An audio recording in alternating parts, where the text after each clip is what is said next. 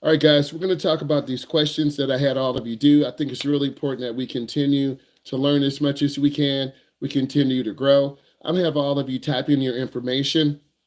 And these are driving situations you may face. And I think it's really going to help you for the greater good. So let's go ahead and talk about this. Merging on a busy freeway. What do you do? What is your plan? Type in what you should do. Again, you're merging onto a busy highway. This could be in the morning. This could be in the afternoon. This could be in the evening. What is your plan? How do you execute this? Keep it simple. Type it in.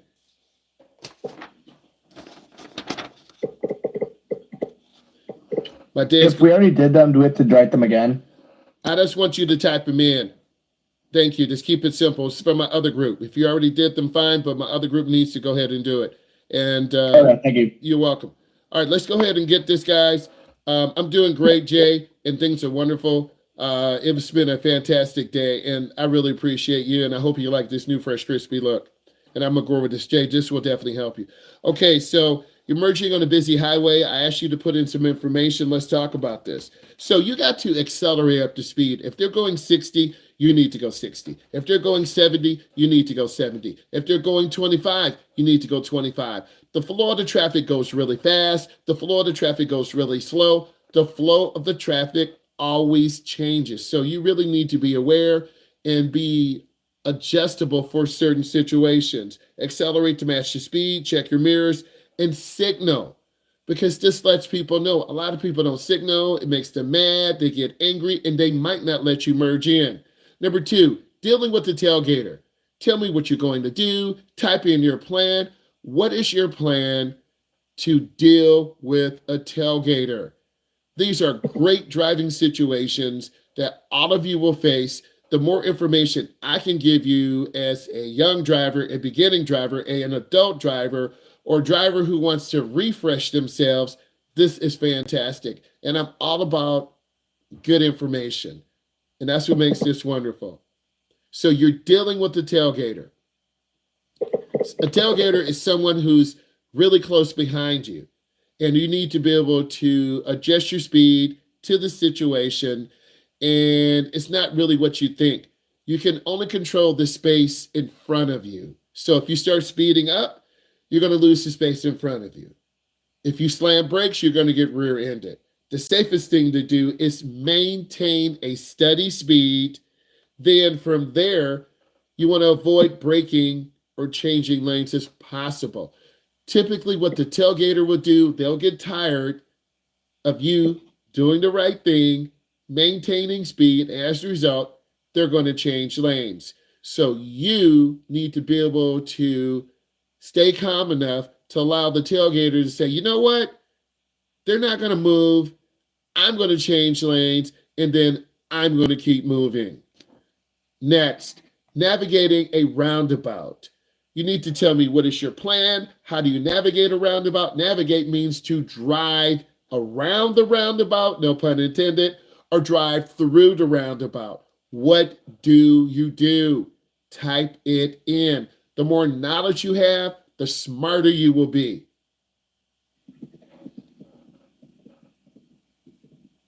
More and more cities around the country, and we're in North America, are starting to put in roundabouts. It's a round intersection.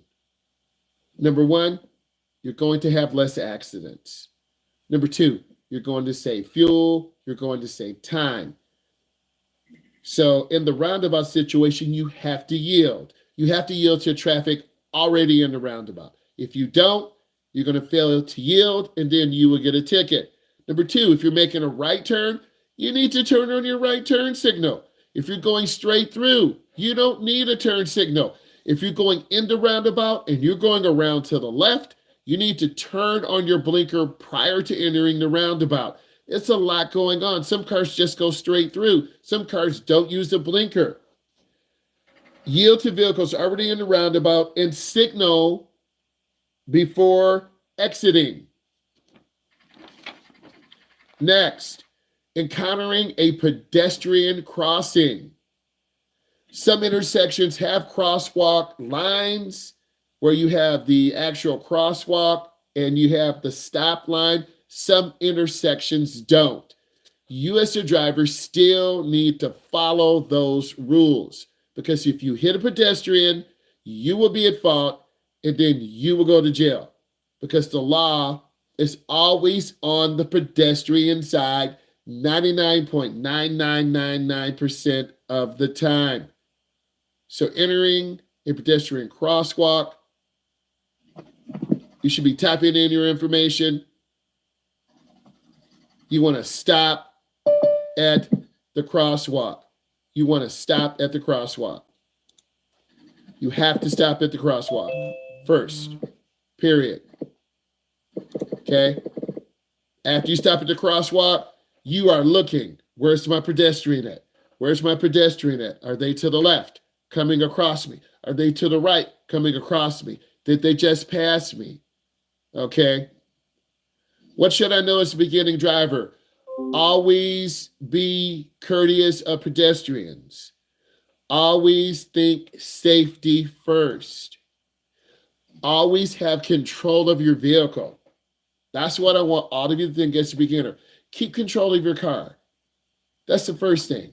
The scariest thing is to be out of control of your car. If you're driving on ice and you can't steer or you can't stop, it's really scary. If you're driving in rain and you start hydroplaning, if you turn to the right, the car doesn't respond. If you turn to the left, the car doesn't respond. Have control of your car. That's one of the first things I would say. Number two, have good tires on your car. If your tires are crappy, you're going to have increased stopping distance. You won't get good traction. Have good tires. In terms of dealing with the pedestrian, always stop when pedestrians are present, particularly in downtown areas. Downtown Detroit, Michigan. Downtown Los Angeles, California. Downtown Houston, Texas. Why do you keep saying this? Because when we were in Houston, Texas, a pedestrian almost walked down in front of us and they almost got ran over.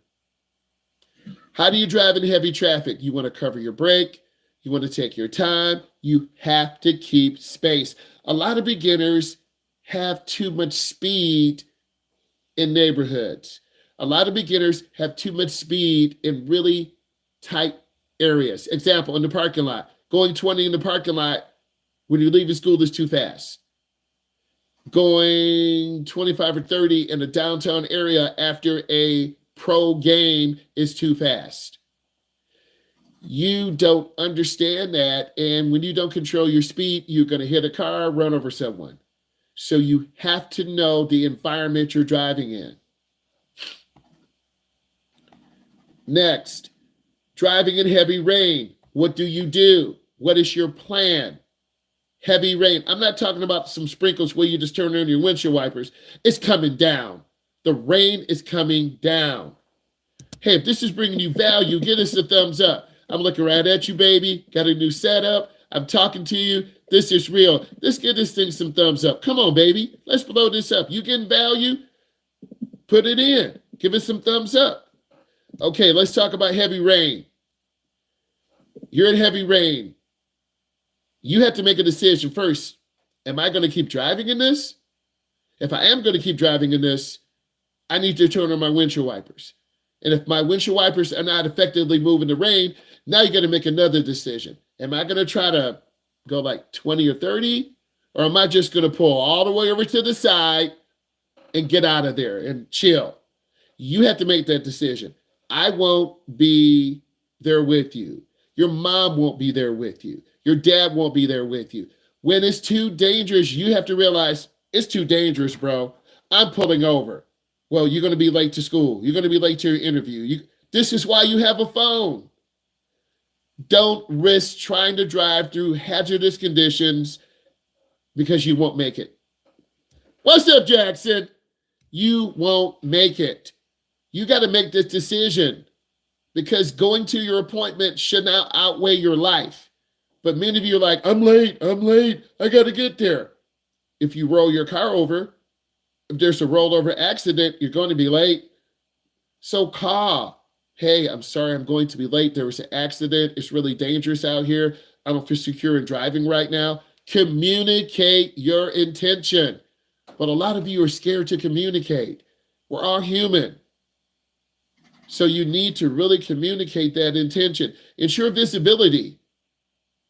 And if your car's sliding all over the road is too dangerous to drive on. It's called hydroplaning. Hydro is water. Plane means to lift.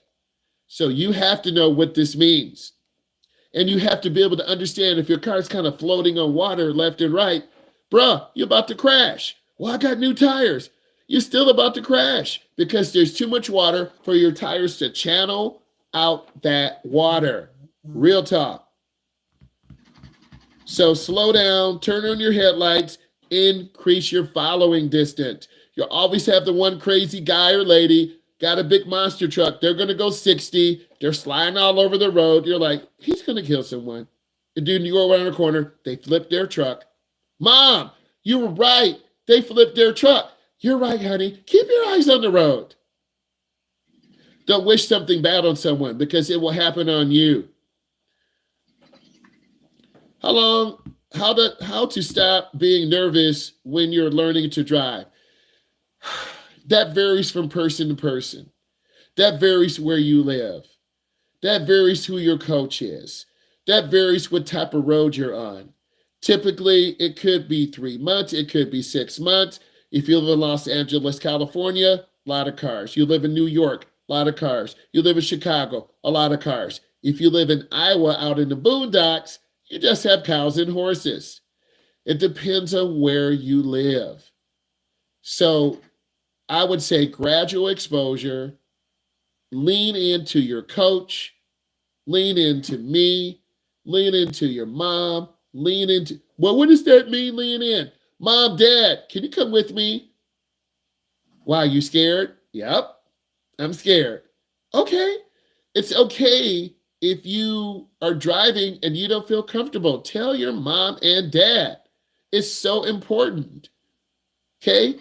If you've never been in a fog, mom and dad, I don't feel comfortable. Oh, sure.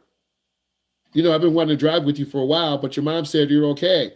Or your dad said, let's let you learn. I'm not sure what to do. That's why you have parents. They've been through a lot of these experiences before, and your parents really want to help you, but you're like, leave me alone, leave me alone, leave me alone. That's how a lot of you act. You try to be the big boy, the big girl, or that big boy, big girl's going to smash their car. You don't want to be that person who thinks they know everything. If you're not sure of something, ask for help. Ask for guidance. We all need help. Mr. Beast asked for help. Okay, LeBron James asked for help. Okay, people ask for help. They have people to assist them. We have so much information now. You should never be in a situation that you don't know what to do. Ask for help and guidance. This is what makes our world great. Okay, next, making a left turn at a busy intersection. By far, one of the most stressful things for beginning drivers and experienced drivers. Okay, and experienced drivers. Left turns. What do you do at a left turn? How do you make a left turn? You can't just say, oh, bro, I'm just going to turn. It's not that easy. That's one of the most dangerous types of turns you're going to make. Type in what you should do. I'm dealing with beginning drivers. A beginner is someone with less than 10 years of experience. That's a beginner. Takes 10 years to learn how to drive. Are you serious? I'm 14. I'm going to be 24. I'm 17. I'm going to be 27. I'm 21. I'm going to be 31. I'm 19. I'm going to be 29. Yes, I'm 33. You're going to be 43. It takes 10 years to learn how to drive. First, you want to yield to oncoming traffic. Traffic is crossing your face, just like my hand is going across my face. Cars, I don't have a toy car. Let's pretend this envelope is a car. Cars are going across. You wait until the cars go by. Then you go up into the middle of the intersection. A lot of beginners don't go up far enough. When you turn, you make a shallow turn, you hit the car in the left lane. Or you go too wide, and then you hit the curb to the right. In my training, My instructors who taught me really said, make sure your student goes up 3/4 of the way into the intersection. Make sure they yield. And the next fearful thing where all of you are going to have a panic attack, what if the light changes? Good. We have to leave the intersection. What if cars come? They will wait for us. What if I don't go? We're blocking the intersection. You have to execute your turn. We can't just sit there. What if they honk their horn?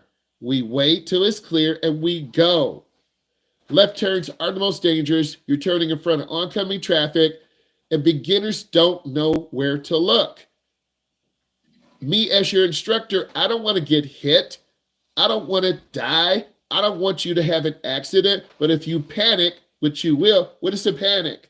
You hit the brake instead of the gas. You look to the right. And I'm saying, no, no, no, looking straight.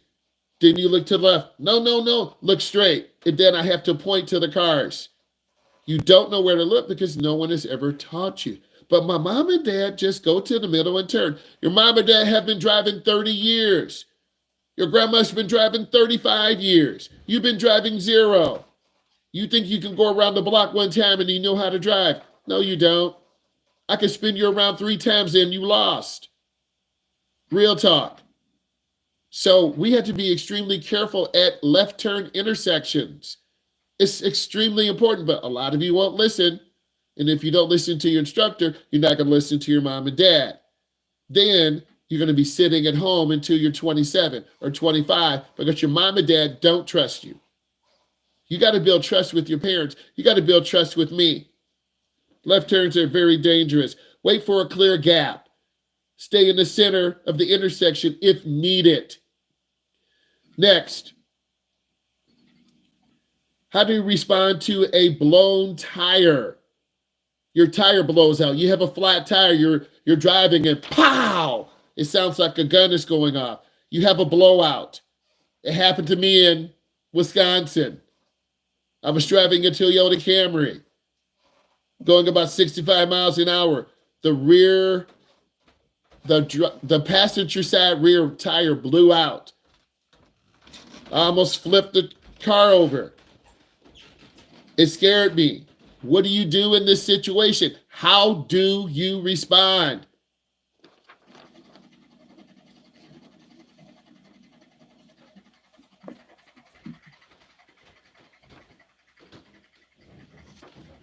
Yes, I save lives. We save lives together. We're not trying to die. This is real talk. This is bringing you value. Give it a thumbs up, man. We talking real here. So blown out tire first. You're going to have a baby heart attack in the car. You're going to grip that wheel. You're going to be like, oh my God. Like you're going to feel the car wiggle and you better hold it because if you lose control, you just rolled your car. If you're going around a curve at about 60, you're going to feel that rear tire kind of slide, squish down. You're going to feel that rim. It is very scary. I don't know if you've been with your parents when they have a blowout. It's scary because you feel that rim hit the cement or the pavement. But if you panic, you're going to roll the car over. The front tire, the car will pull to the right if it's a right front tire. The car will pull to the left. It's very scary. You've got to control the car. You can't panic. If you panic, you're going to go into the wall to the left. If you panic, you're going to hit a vehicle to the right. I can't tell you what to do, but I can tell you how you're going to feel. This is real. You mean this really happens? If you live long enough, you're going to have a blowout. Even new cars have blowouts, new tires. If you hit a screw or a nail or a part of pavement that is kind of edgy and sharp, it's going to slice that tire.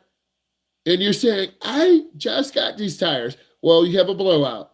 And you save your receipt because my mom taught me that. And you take it back to the tire shop. I just got these tires 3 weeks ago, and I got a blowout. Here's my receipt. I need a new tire. Well, sir, we don't do that. No. I got a brand new tire. It blew out. I need this tire fixed. I paid $600. Okay, sir, no problem. You don't have to. You're polite. You're courteous. You save your receipt. But a lot of you won't do that. You'll just throw it away. and then you'll have 2 flat tires and no receipt. And then you look silly. Your mom will say, I gave you $600. You can't tell her you threw the receipt away because she's going to jump on you. Save your receipts. Put them in a pencil case. Zip it up. Put it in your glove compartment. Any repairs you had, save your receipt. We getting you ready to drive. What don't you understand? Teaching someone with a disability how to drive. I can go from my personal experience with my dad because my dad had a disability. First, you need to give them confidence. And you need to see what their limitations are, what their strengths are. I've driven someone with one eye before.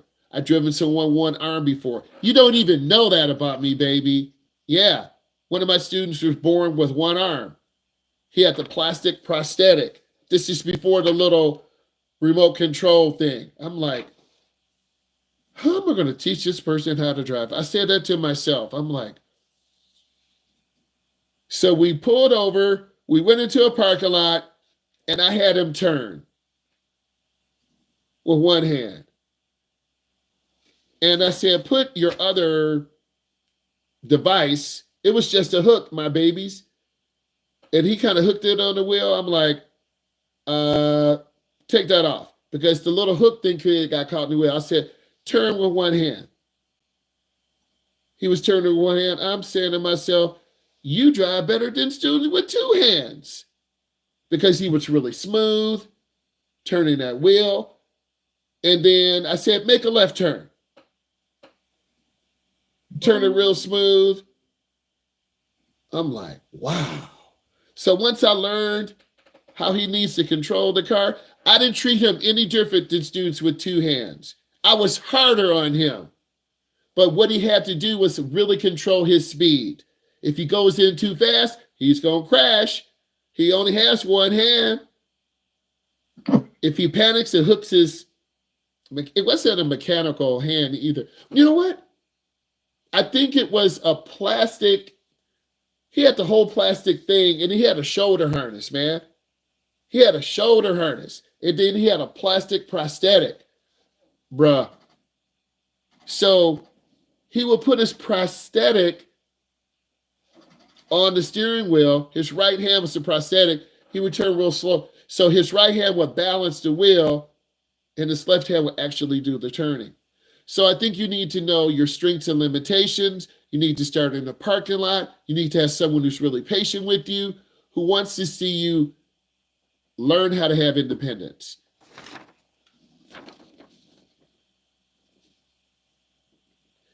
Driving through fog. What do you do driving through fog?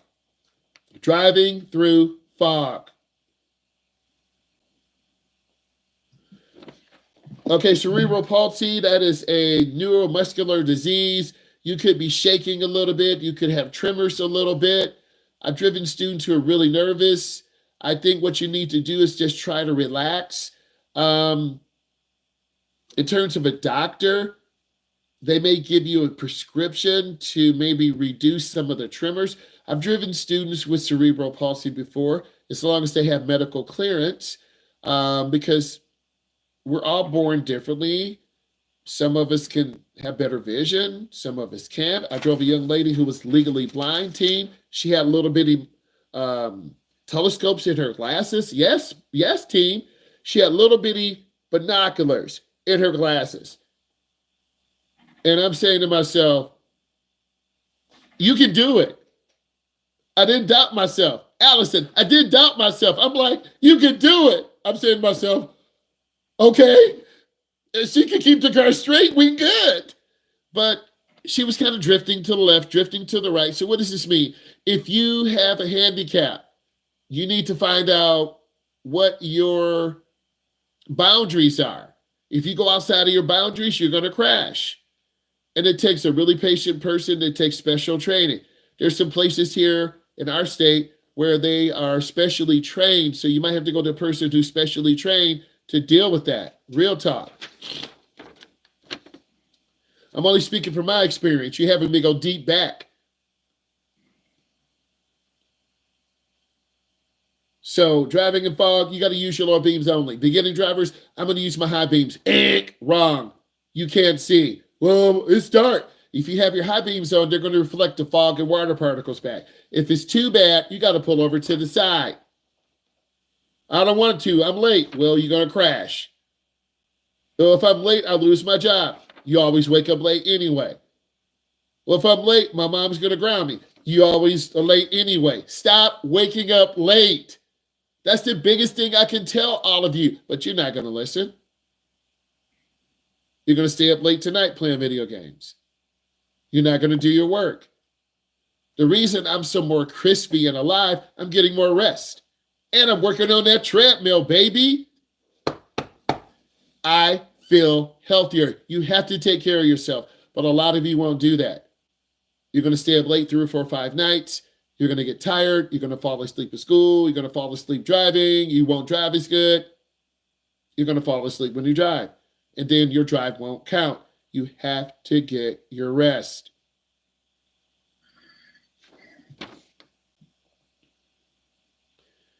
Next, handling an overheated engine. What do? Your engine is overheating. What do? Engine overheating. Hey, if this is bringing you value, we need more thumbs up. I'm getting questions about cerebral palsy. I'm going to answer to the best of my ability. We all have limitations. As you get older, you're going to have limitations. Maybe you might have a stroke. Young people do have strokes. I had a young lady, she had, I think she had an irregular heartbeat. She had to have some type of pacemaker put in, but she could not drive by herself. Imagine that, 16 years old. You can't drive by yourself until you are cleared by your doctor. The doctors put a device on her. It would measure her heart. I think she had a really low heartbeat. Her heartbeat was so low, literally, she could pass out. That's how low her heartbeat was. So I drove her last summer, and she said, I can't drive by myself. I said, why? I have an irregular heartbeat or a low heartbeat. I said, what? So I'm positive. I'm like, you're going to be fine. You're going to be okay. Because you have to look positive, regardless of your medical outcome. If you're negative, oh, you won't be able to drive ever. Be positive. I'm a positive person, man. Well, why are you so positive? That's who I am. So if your car overheats, you want to turn off the air conditioning, turn on your heater. Why? When you turn on the heater, that's going to get all of the hot air out of the engine. Please listen to me. If your car's overheating, there's a cooling problem. When you turn on your heater, that's going to get all of the hot air out of the engine.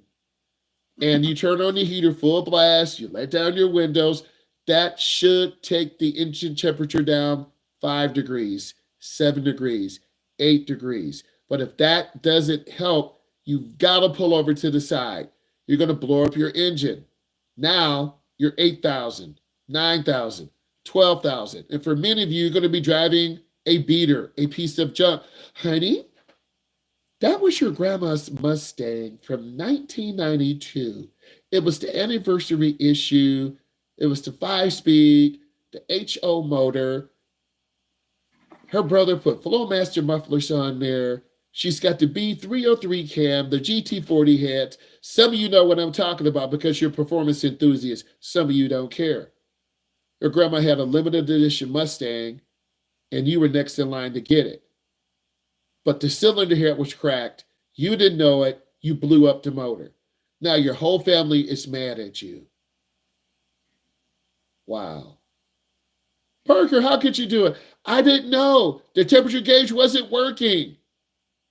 Grandma loved that car, and she gave it to you. Parker, all your cousins are jealous because you're the first boy in the family. You got to watch the gauges. You got to know. Well, how do I know? You got to learn about your car. But some of you won't put the time in because you don't care. It's just a car. You got to be connected with the car. You got to know when it doesn't sound good or it doesn't run good. You too deep with that, sir. Sorry, that's who I am. If you think your car's just a piece of transportation, then your car will always let you down. When you start up your car, if it doesn't sound right, you got to cut it off. You got to check it. This morning, when I put out of the driveway next door, a car was leaking oil underneath. I said, there's something wrong with that car. You should be looking under your car in the morning. Are there animals under there? It's antifreeze leaking. It's gas leaking. It's oil leaking. There's a problem. These are things you need to do. So pull over, let the engine cool down. Parallel parking in a tight spot. What do you do? Parallel parking in a tight spot. My friend's been making fun of me because I don't know how to drive as an adult.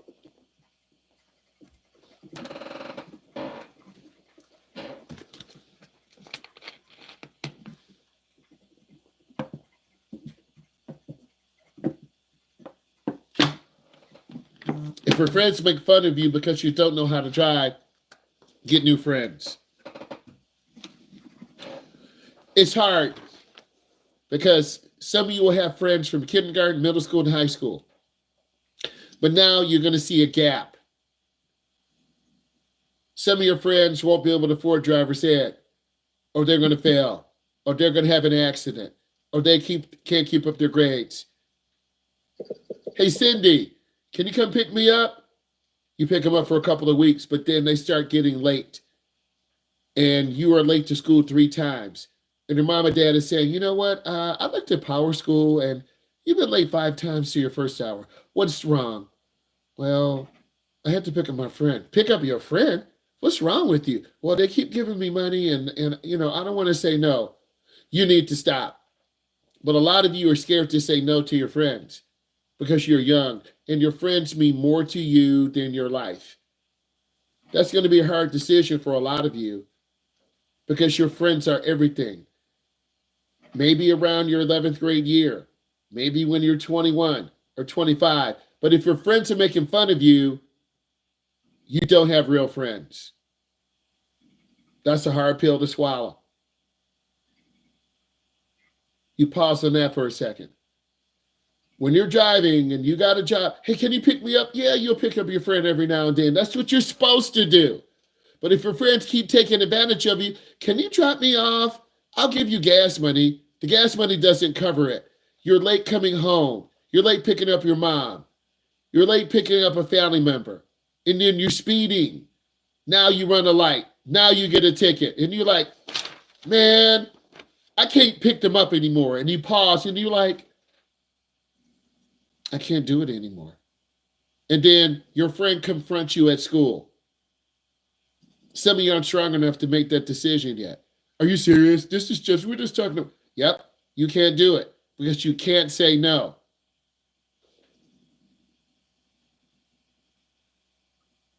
You can't say no. So if your friends are making fun of you, you got to get new friends. Real talk. So parallel parking, you got to line your car up. You got to reverse back while turning all the way to the right. 45 angle. A lot of you can't parallel park because you don't practice. It takes work. If you want to be good at parallel parking, you got to get into a neighborhood. You got to go into a parking lot. You got to practice. You got to get cones out.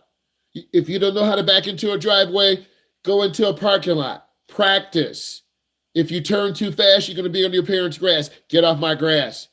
If you turn too wide, you're going to be on the neighbor's grass. Get off my grass.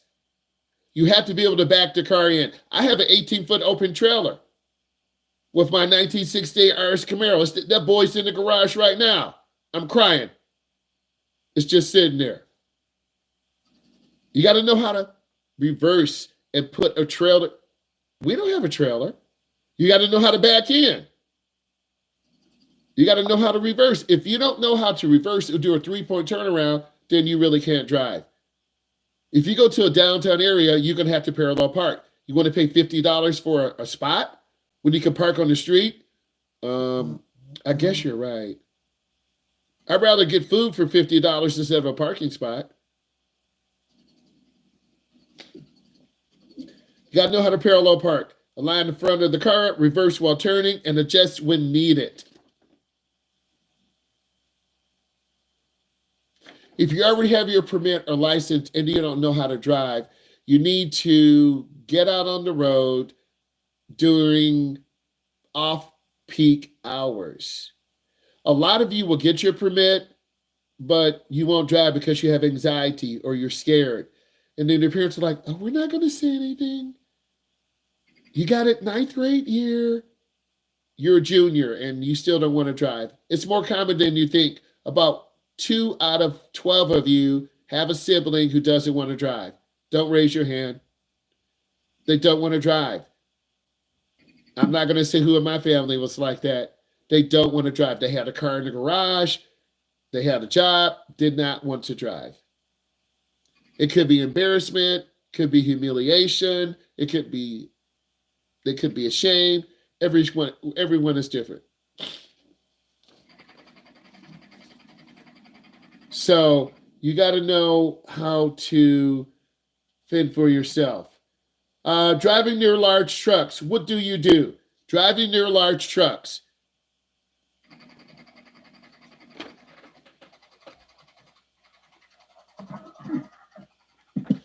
Number one, Jay, it's okay. It's okay. Jay, it's okay. Okay, I almost crashed in Alabama with my race car. I almost hit the wall at 130. I was scared. I almost crashed at another drag strip. My insurance agent said, if you don't get back in that car and drive, you will never drive again. I calmed down. I got back into my car, and I kept that car straight. It's okay, Jay, when you're ready to get in. Never be ashamed to get into a car and drive, even if you did have an accident. Don't be ashamed to drive because you need that independence. Your family's bugging you. I'm going to go for a drive. Okay, bye. Hey, I'm going to go see grandma. She's in Ohio. Okay, see you this afternoon. Hey, I'm going to go see uncle. He's in Wisconsin, 6 hours away. Okay, you work. I got money in my account. Okay. Can I borrow the car? Yeah, put gas in. Check the tires. Make sure the spare works. Okay. Don't be ashamed. It's okay. When you drive, you have to keep driving. If I don't practice driving and keep teaching people, I will lose the things that I need.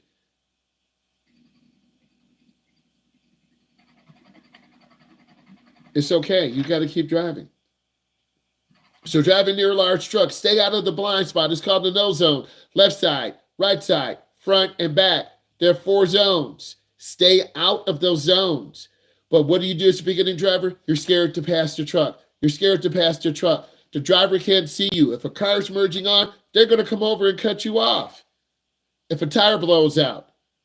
A client and I were going to Bowling Green, Ohio. We saw a semi-truck tire explode. It was a big puff of white smoke. I'm like, oh my God, what is that? A tire blew up. A lot of truck drivers get recaps or retreaded tires. This is where a tread from another tire is actually glued on. That glue comes loose, the tread comes off. It's really dangerous. If you drive enough on the interstate, you're going to see big semi-trucks with tires that blow apart. It's very scary. If you drive enough, and if you go through truck stops and you rest and you go get gas and you see the big semi-trucks coming in.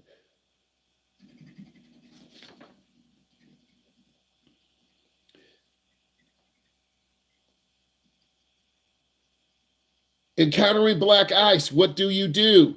Encountering black ice. What do you do? You're encountering black ice. What do you do? Type it in.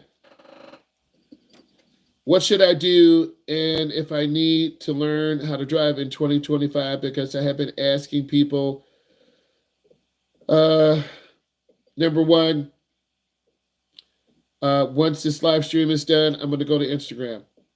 I'm going to reach out to you. I'm going to call you tonight, and we're going to develop a plan because you have to be the one to do it. Okay, so you're driving and you encounter black ice. Number one, you want to remove your foot from the gas pedal.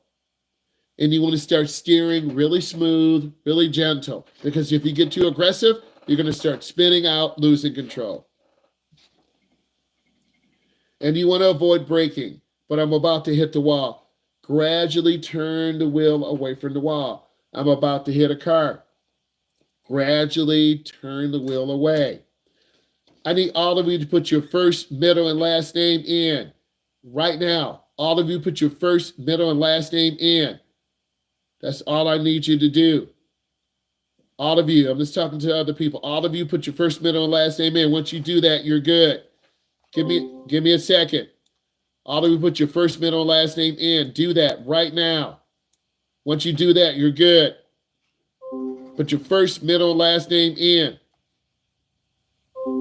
Please do that. Once you do that, you're good. You guys hold on a second. Hold on, all of you. Put your first, middle, and last name in, and then you're good. I'll copy it.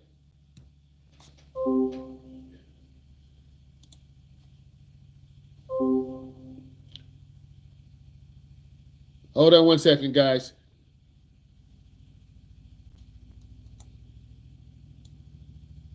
This is really a great session tonight. Getting some great questions. Jay, you're bringing in some great questions. Because of my experience driving with my dad who was handicapped, driving with students who had challenges, I'm better able to help you and serve you and get you to a better position in life. And that's what it's all about. Give me 1 second, please. Because we're here in this world to help serve people. And I truly believe that. Give me 1 second. And when we serve people, we help them. And when you help someone, God reaches out to you, through to you in so many ways, right? Paste this in. Give me 1 second here.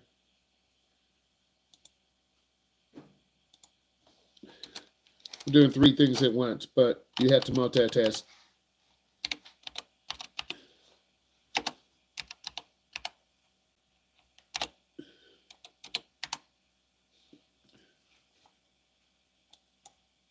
Okay, I got that. And okay, so hold on. All right. So Jay, once this session is done, you're gonna reach out to me on Instagram. Driving underscore with Myles. And I'm gonna check as soon as I get off. And I better be able to call you, reach out to you on my phone or on my computer, and we're gonna talk. Okay, I have had cerebral palsy, and I don't know if I can drive. Ask. Okay, so first, you said you had medical clearance. If you're cleared by a doctor to drive, that's good. If you actually driven before around the corner, around the block, on the street, that's good. Okay. Next, you have to. I'm going back to my dad's experience. Him driving the hand controls, he had to relearn to drive the car all over again. He seemed okay. Remember, I was a child when he was driving that car, but that's dad. And if you see dad, you don't see the handicap, you just see your dad, right? And I saw my dad just driving regular, except he had a hand control on his car. And he was able to hit that gas, he was able to stop, he was able to turn. It didn't seem like it was a handicap for him, but he had a handicap license plate. And to me, that made an impact on me because he didn't seem like a handicapped person. He didn't make excuses. He didn't want anyone to feel sorry for him. I'm just being real with you. So if I sound a little harsh, it's not because that I am, and everyone is different. Cerebral palsy is different than having your leg amputated. Okay? Cerebral palsy is when you're going to be shaking or trembling, or your foot might not be able to hold the gas or brake. And, you're going to have those conversations with your doctor. If I had cerebral palsy, I'm sitting down with my doctor. Okay, doctor, I may have these crutches, but I want to drive. Can I drive? I'm going to send you to a specialist. The specialist is specially trained to examine people who have a physical handicap. And then they're going to put you through a series of tests, neuromuscular tests, you writing, drawing, writing your name. And if you're good with that, then they're going to set up some cones in the back, and you're going to have to drive around through cones. I actually drove from another company. I can't tell you the name of the company, but we drove experimental cars, manufactured cars that were 5 years out. And we had to do a special road test in order to, I'll put it to you like this. They were about 80 of us. We took a test, knowledge test. They were about 20 of us. We took another test. They were about 15 of us. We took another test with cones. There were 10 of us. I was one of the 10. I was so nervous because what we would do is drive around the state for like 8 hours. We would put like 500 miles on the car. And if it broke down, one car broke down on me. I had to wait like 6 hours for a tow truck. Okay?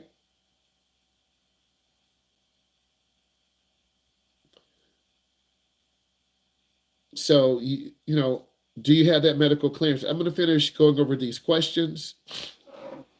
Then I'm going to get on Instagram because that's a little bit more private. And I should see you have followed me.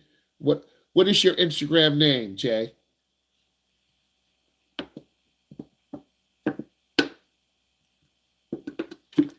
Put that in so I know who to look for. I'm going to finish reading these questions up. Put that in. Okay, so next question. Okay, I got it. Jay, okay, I'll look for that. Did you follow me on Instagram? Yes or no? Because I'm going to look for that name. In fact, I'm going to write it down, Jay.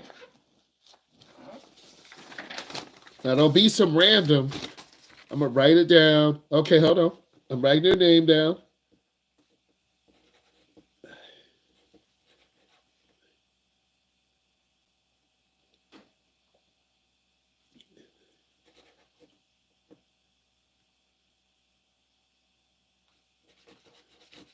Okay.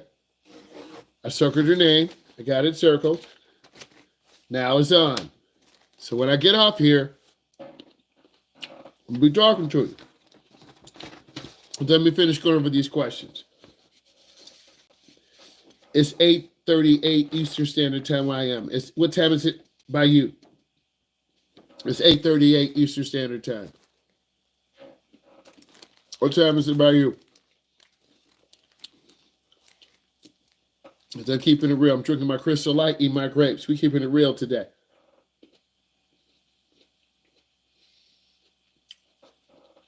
Same time? Okay, we good. I've been getting my rest. I'm nice and crispy. I'm hyped. I'm a fool.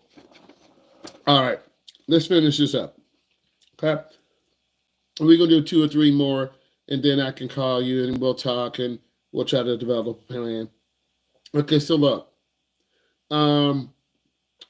Emergency stop. What should you do in an emergency stop? How should you handle this? What should you do? Jay, after this question, we're going to contact each other. Okay, what should you do in emergency stop? Yes. Okay. Oh, you're hour behind me. Okay, that's fine. It's fine. I'm as soon as I get off this, I'll get out of this YouTube app. Go on Instagram. Don't be scary. This is going to be the last question. And then, Jay, you and I are going to talk. So, let me finish this. All right. Emergency stop. What should you do? You want to safely stop to avoid a collision. There's a content creator in the UK they do this stop and they're driving a manual. Not making fun, but you do need to know how to do emergency stops, right? Because a piece of metal can be in the road, an animal could come out, it could be a sudden stop. So you need to know how to do emergency stops. Real talk. Okay? Real talk.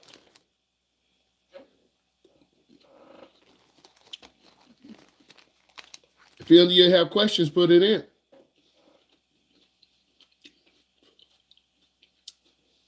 RJ. Guys, I love you. I'm going to end the live stream. I'm going to jump on Instagram. Jay, we're going to reach out to you right now.